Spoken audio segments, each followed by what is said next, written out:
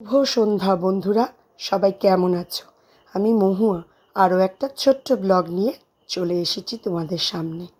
এত সাজগোজ দেখে ভাবছো কি অনুষ্ঠান হচ্ছে, তাই না? আজ মহালয়ার দিন, একটু দেরি হয়ে গেল পোস্ট করতে। মহালয়ার দিন কাব্যকথা আবৃত্তি সংস্থার অ্যানুয়াল প্রোগ্রাম ছিল, সেখানেরই এই ছবিগুলো। আমার ছেলে মেয়ে ওখানে আবৃত্তি শেখে। রীতাদি হচ্ছে কাব্যকথার ওনার।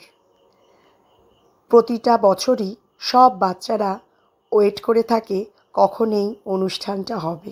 তারা সেজে গুজে খুব সুন্দরভাবে পারফর্ম করবে। এবছরও তার অনথা হয়নি। সবাই সুন্দর সেজে গুজে চলে এসেছে এবং নিজেদেরকে সেই ক্যারেক্টারের মধ্যে ঢুকিয়ে নিতে চেষ্টা করেছে। তাহলে চলুন দেখবেন আমার সাথে তারা কিভাবে পারফর্ম করলো। তাহলে চলুন।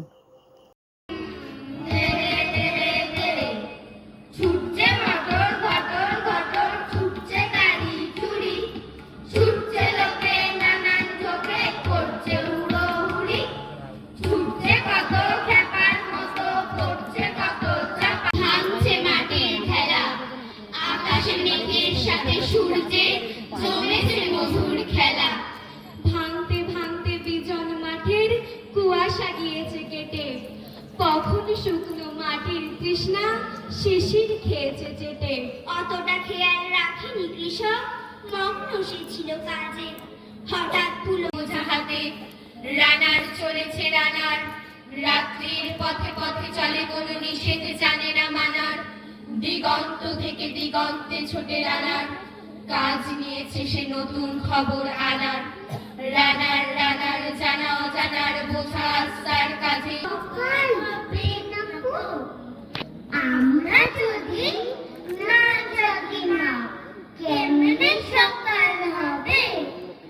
তোমার মেয়ে উঠলে গোমা, রাত হবে তবে। আরেকটু যেই সকাল হলো, কলের পাড়ে বাসুন, কাকগুলো সব অ্যান্টিনাতে বসলো পেতে আসুন। সময় যখন আরেকটু যায়, আলো উঠোনময়, পায়রা খেলে বকম বকম, সঙ্গে চড়ুই ছয়। পুড়িয়ে দুপুর যখন আলো খুব আস্তে হচ্ছে, একটু জোরে করা যাবে না? পাখি তো নয়, আকাশ জুড়ে উড়লো হাজার মানে।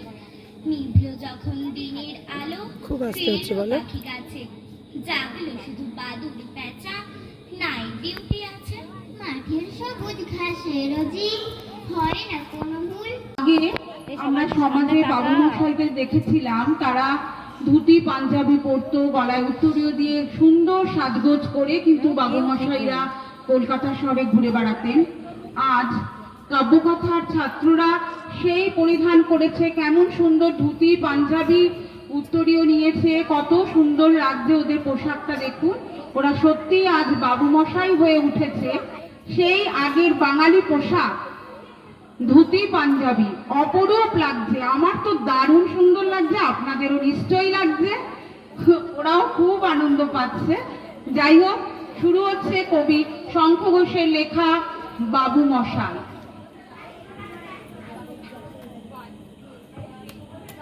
সেই ছিল একদিন আমাদের যৌবনে কলকাতা, বেঁচেছিলাম বলে সবার কিনেছিলাম মাথা। আর তাছাড়া ভাই আমরা সবাই জেনেছিলাম হবে নতুন সমাজ চোখের সামনে। বিপ্লবে বিপ্লবে যাবে খোল্লরিচা, পাল্টে বিচার করবে নিচু জনে। কিন্তু সেদিন খুব কাছে নয়, জানেন সেটা মনে। মিত্র বাবু মশাই বিষয় আশয় বাড়িয়ে যান, তাই মাঝে মধ্যেই ভাবেন তাদের নুন আনতে পান্তায়। নিত্য ফুরোয় যাদের সাদার লাদের শেষ তলা।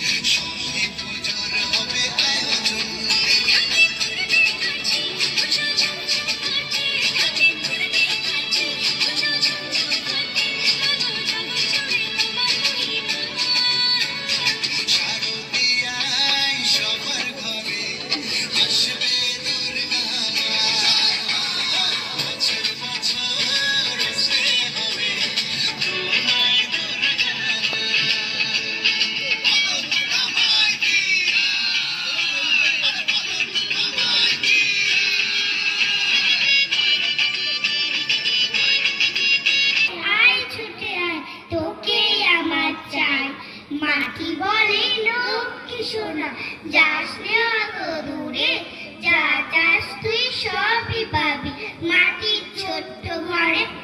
আকাশ, নদী, পাহাড়, চূড়া সব মনে আমি তার সঙ্গে কথা বলে যাই সঙ্গোপনে।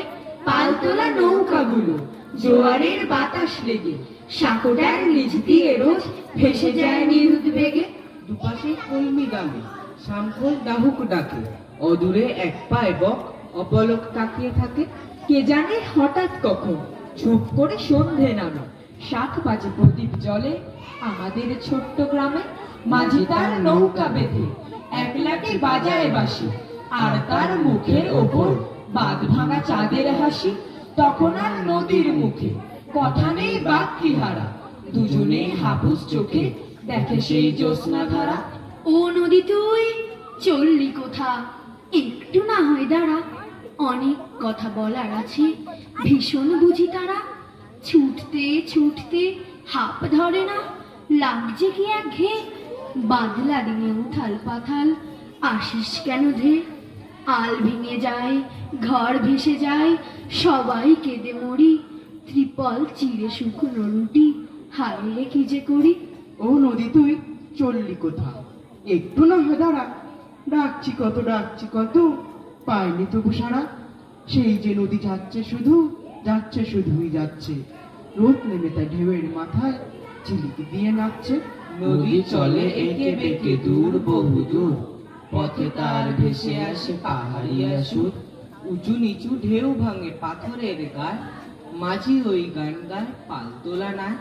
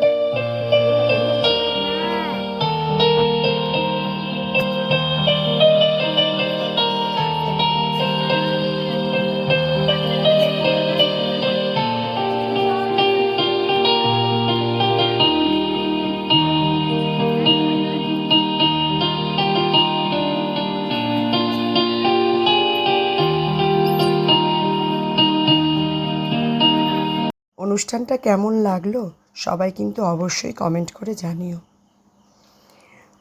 আমাদের এই অনুষ্ঠানটা পরিচালনা করেছেন কাব্যকথার রীতাদি।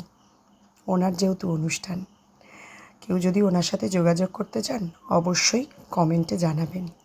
তাহলে আজ এই পর্যন্তই। সবাই ভালো থাকবেন, সাবধানে থাকবেন, সুস্থ থাকবেন, আর কমেন্ট করে অবশ্যই জানাবেন আমাদের পারফরমেন্স কেমন হলো। তাহলে আজ টাটা।